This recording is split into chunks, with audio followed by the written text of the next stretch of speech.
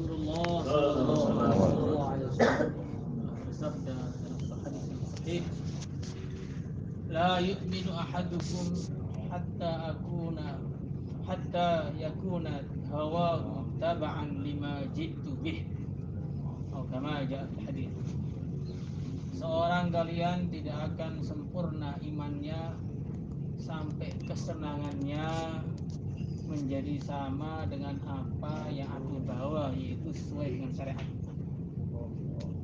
Maka para ulama menjelaskan mengenai hadis ini. Di sini ada dua tuntutan yang begitu besar yang menjadi tuntutan dari masing-masing individu yang beriman. Yaitu yang pertama, dia harus menyesuaikan semua kehidupannya, mulai bangun tidur sampai tidur lagi, mulai ujung rambut sampai ujung kuku, luar dan dalamnya sesuai dengan syariat yang dibawa oleh baginda Rasulullah sallallahu alaihi wasallam. Surah sirah sairah, istilah mudah. Kehidupannya sama dengan Nabi, pakaiannya sama dengan Nabi, isi hatinya pun sesuai dengan yang dikehendaki oleh baginda Rasulullah sallallahu alaihi wasallam. Hadirin yang mulia, maka karena kita ini punya tuntutan, diberi tuntutan oleh Allah untuk mengamalkan syariat 24 jam, maka sudah jadi kewajiban kita untuk mengetahui apa yang diinginkan oleh syarat 24 jam. Tuntutan syariat dari pagi sampai pagi lagi itu apa? Tuntutan syariat ketika kita di rumah itu apa? Tuntutan syariat ketika kita dalam perjalanan apa? Tuntutan syariat ketika kita dijual beli apa? Tuntutan syariat ketika kita di kantor apa? Tuntutan syariat ketika kita bertemu orang Islam bagaimana? Tuntutan syariat ketika kita bertemu dengan orang yang tidak Islam bagaimana? Tuntutan syariat ketika kita bermuamalah dengan orang yang lebih tua bagaimana? Dengan yang lebih muda bagaimana? Dengan sebaya bagaimana? Dengan orang alim bagaimana? Terus tuntutan syariat itu lengkap dalam kehidupan kita. Kalau tuntutan syariat itu lengkap dalam kehidupan kita, maka sempurnalah kesuksesan kita. Jadi kalau tuntutan syariat tidak sempurna dalam kehidupan kita, maka tidak sempurna juga kesuksesan kita. Bagaimana suatu hari baginda Rasulullah sallallahu alaihi wasallam bersabda, siapa di antara kalian yang hari ini berpuasa? Maka Sayyidina Abu Bakar mengatakan, saya ya Rasulullah. Siapa yang hari ini menjenguk orang sakit? Sayyidina Abu Bakar mengatakan, saya ya Rasulullah. Siapa yang hari ini memberi makan orang miskin? Saya ya Rasulullah. Siapa yang hari ini mengantar jenazah? Saya ya Rasulullah. Maka beliau mengatakan, tidaklah satu orang mengerjakan 4 perkara ini dalam satu hari kecuali dia wajib masuk surga. Ya, banyak yang perlu kita kerjakan tuh banyak. Perlu puasa juga, perlu sedekah juga, perlu ngantar jenazah juga, karena masing-masing amal agama itu ada faedah tersendiri yang tidak bisa diwakili oleh amalan lain. Orang pelit obatnya sedekah, orang ngantuan obatnya tahajud, orang bodoh obatnya belajar, orang malas obatnya berjuang, orang tidak mikir umat obatnya suruh mikirkan umat. Dan ini tidak bisa diwakilkan. Tidak bisa kita sakit mata kemudian pakai obat untuk sakit gigi. Tidak bisa kita terluka kemudian obatnya untuk batuk, nggak bisa. Maka semua orang punya penyakit di hatinya masing-masing, dan obatnya adalah syarat. Maka obat penyakit kita adalah mengamalkan syarat dengan sempurna. Insyaallah semangat dari insyaallah. Kemudian tuntutan syarat hanya tidak mengamalkan saja, tapi ayyakuna hawahu tab'an lima jitu bih, sampai kesenangan kita dan kebencian kita semua sesuai dengan syarat. Yang syarat mencintainya kita betul-betul mencintainya, yang syarat membencinya kita betul-betul membencinya. Sehingga ketika mengerjakan ketaatan betul-betul dalam kenikmatan, ketika melihat kemaksiatan betul-betul merasakan kebencian, bukan karena ngempet, istilah bahasa Jawa. Ngempet itu apa? Pengen tapi ditahan-tahan. Bukan, memang betul-betul tidak selera. Seorang wali menggambarkan orang itu target imannya bagaimana? Melihat kemaksiatan itu seperti melihat baygon, tidak pernah ada gambaran sedikit pun untuk meminumnya. Allah. Melihat rokok seperti melihat baygon, tidak ada gambar sedikit pun untuk menghisap. Iya. Jadi kalau belum seperti itu, belum ada tingkatan iman Allah. yang diinginkan. Kalau dia mengatakan orang tidak minum baygon, tapi hari-hari membayangkan saya pengen minum baygon, saya pengen minum baygon. Bagaimana ya nikmatnya baygon? Ini walaupun tidak pernah meminum, berarti ini otaknya rusak. Maka orang tidak pernah maksiat, tapi hari-hari membayangkan bagaimana caranya untuk maksiat. Ini otaknya juga masih rusak. Karena tidak mengerjakan tapi mesti menginginkan, itu bukan bagian dari keimanan yang ditargetkan. Allah. Targetnya keimanan bagaimana? Kabura maqtan 'indallahi wa 'indal ladzina amanu. Rasa hatinya sama dengan kehendak syarak. Kalau syarak mencintainya sangat cinta.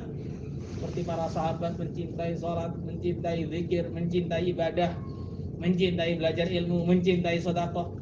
Tingkatan kecintaan mereka sedang sedekah sampai mereka mengatakan hud min amwalina masyi wada' masyi wa ma ahadtahu ahabba ilaina mimma taraktah. Ambil harta kami semau engkau ya Rasulullah, tinggalkan semau engkau. Yang engkau ambil lebih kami cintai daripada engkau tinggalkan. Jadi bukan dihitung kemarin sudah 10.000 kok sekarang tarikan lagi apa lagi. Nah, ini masih belum. Ini tingkatan rendah ini. Tingkatan rendah. Tingkatan tertinggi kecintaannya kepada amalan tuh sampai tingkatan kalau berhenti amal badannya sakit semua. Kalau kita kan kalau amal badannya sakit semua. Kalau turun 40 hari itu ngempot sekali, tahan kapan pulang.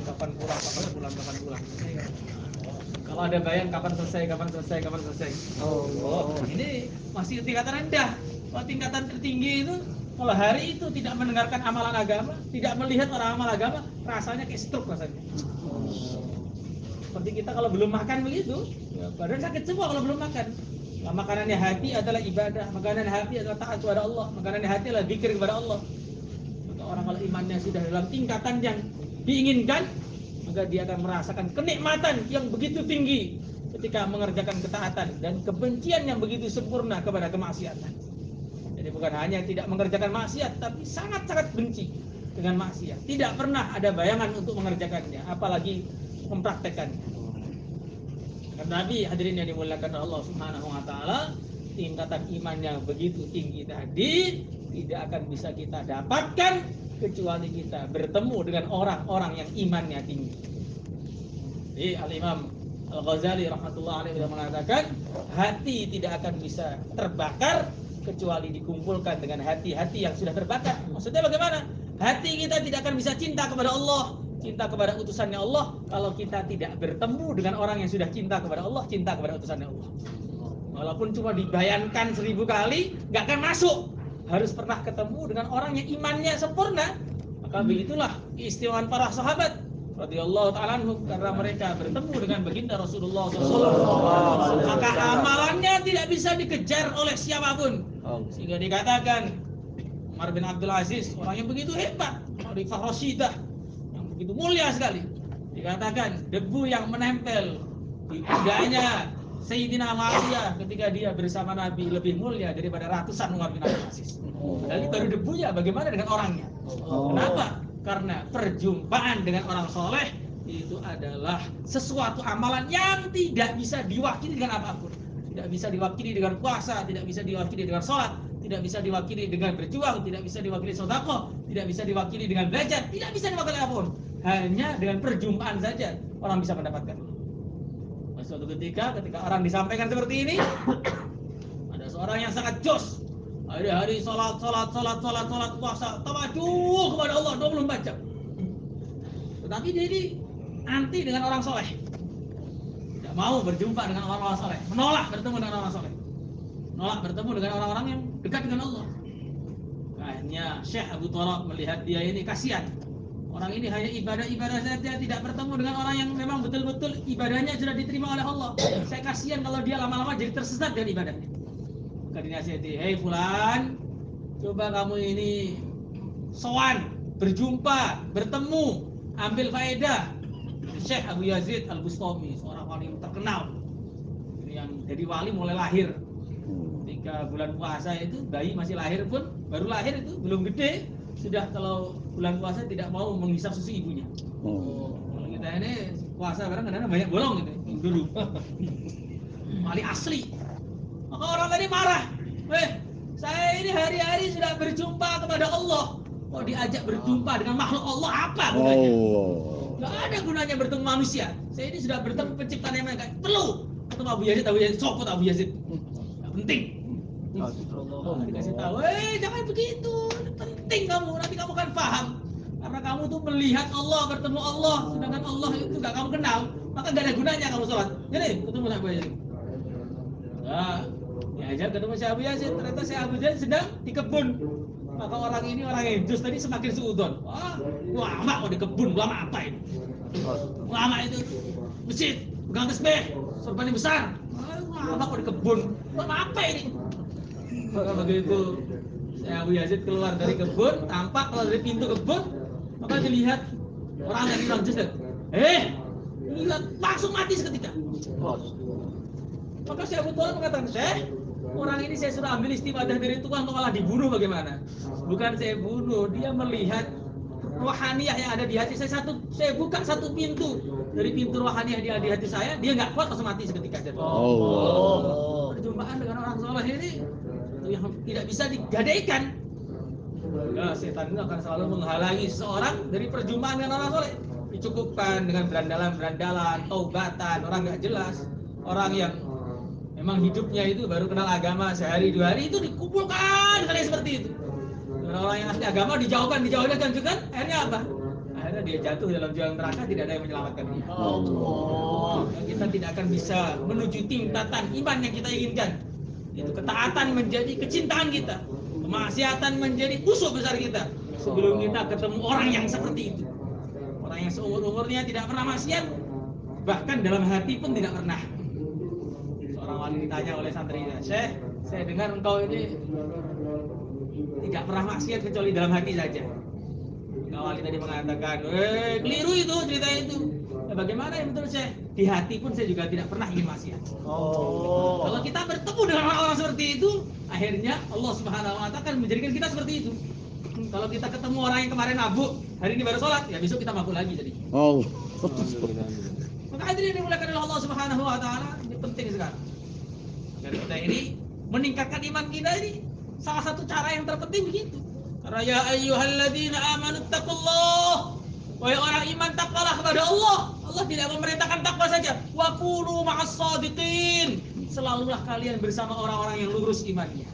Karena kalau kamu tidak bersama orang yang lurus imannya, perasaan kamu takwa kepada Allah, sebenarnya hari-hari kamu bermaksiat kepada Allah Subhanahu wa Ta'ala. Nah, hadirin yang dimuliakan oleh Allah Subhanahu wa Ta'ala, kita usaha berkumpul dengan orang-orang soleh. Kalaupun belum bisa berkumpul dengan orang soleh, jangan sampai membenci mereka, jangan sampai mencaci mereka. Disebutkan dalam satu hadis, insaku lisanakum an hamalatil Qur'an wa tullabil ilm wa la tumazzikkum bilisanik wa yumazziquka kilabun nar atau kama jaa hadis. Jagalah lisan kalian dari orang-orang yang soleh, dari orang-orang yang ahli Al-Quran, dari pencari-pencari ilmu. Jangan kalian koyak kehormatan mereka dengan lisan kamu. Kalau kamu mengoyak-ngoyak kehormatan mereka dengan lisan kamu, Allah akan mengirimkan anjing-anjing neraka untuk mengoyak-ngoyak kamu. Jadi jangan sampai kita ini walaupun nggak bisa ketemu, sudah soleh tidak, benci lagi sama orang soleh. Nah, ini sampai mati pun nggak akan pernah soleh. Dan anak-anaknya pun juga akan jadi orang soleh. Karena seorang ulama mengatakan, kamu tidak akan bisa menjadi soleh, anak-anakmu tidak akan bisa menjadi soleh kalau kamu tidak cinta kepada orang soleh. Karena orang soleh itu cinta kepada orang soleh. Kalau kita nggak cinta kepada orang soleh, berarti kita ini nggak soleh. Dan anak kita sampai hari kiamat karena jadi dajjal semua terjadi. Hadirin yang dimuliakan oleh Allah Subhanahu wa Ta'ala, maka kita praktekkan hadis ini dalam kehidupan kita. La yu'minu ahadukum hatta yakuna hawahu taba'an lima ji'tu bih. Kita sempurnakan syariat kita dalam kehidupan kita 24 jam, zahiran wa batinan, yaqdatan wa manaman. Kita sempurnakan kehidupan syariat kita. Kemudian kita jadikan kecintaan kita dalam amal, kebencian kita dalam kemaksiatan. Kita usahakan kumpul dengan orang-orang yang sudah seperti itu, sehingga akhirnya iman kita menjadi iman sama dengan iman mereka. Minimalnya kita mendapatkan barokah mereka. Jangankan di dunia, sudah di akhirat pun orang dapat barokah dari orang soleh. Ada seorang mati dikuburkan di di pekuburan, yang di kuburan itu ada Imam Ahmad bin Hanbal radhiyallahu taala anhu. Maka ketika dia sudah mati, dia berjumpa dengan ayahnya, mimpi anaknya, ketemu ibunya itu. "Wahai anakku, saya berterima kasih sebanyak-banyaknya kepada kamu." "Loh, kenapa, Bu?" "Kamu menguburkanku di kubur yang ada di situ, kuburan Imam Ahmad. Setiap hari beliau dapat anugerah rahmat yang begitu banyak sampai tumpah-tumpah ke kubur samping. Kalau sudah mati, dia sudah gak amal lagi. Itu saja barokahnya masih meluber di samping. Bagaimana dengan yang masih hidup?" Jadi katakan dalam satu riwayat, seandainya bukan karena ada kuburannya dua orang, yaitu Ma'ruf Al-Karhi dan Ahmad Ibn Hanbal di Baghdad, tentu Baghdad sudah ditenggelamkan oleh Allah dalam lautan karena mereka sudah banyak kemaksiatan. Tapi Baghdad masih utuh sampai sekarang. Kenapa? Karena di situ ada kuburan Imam Ahmad bin Hanbal dan kuburan Syekh Ma'ruf Al-Karhi. Ini masih terjaga. Kuburannya saja bisa menjaga satu kota tidak tenggelam ke dalam bumi. Bagaimana dengan orang yang masih hidup? Allah. Nah, ini penting, ini cerita-cerita seperti ini kita dengar. Biar apa? Biar kita tahu bahwa agama itu gak cukup dengan amalan saja. Agama itu harus dari orang yang pernah amal. Karena agama bukan kita dapatkan dari buku-buku saja, tapi kita dapatkan dari orang yang paham buku-buku itu. Kalau seandainya agama cukup dari buku-buku saja, tidak perlu ada penyampaian, cukup ada buku saja, bikin perpustakaan sebanyak-banyak, semua orang seluruh dunia paham agama. Tidak, tapi agama harus diambil dari orang yang memahami buku tadi, sampaikan lagi, sampai agama akhirnya diwariskan kepada kita. Maka kita amalkan agama dari orang-orang yang ahlinya sehingga kita betul-betul dapat ridhonya Allah Subhanahu wa taala. Insyaallah semuanya. Insyaallah. Lebihnya minta maaf. Subhanallah bihamdihi. Subhanallah bihamdihi. Subhanakallahumma. Assalamualaikum warahmatullahi wabarakatuh.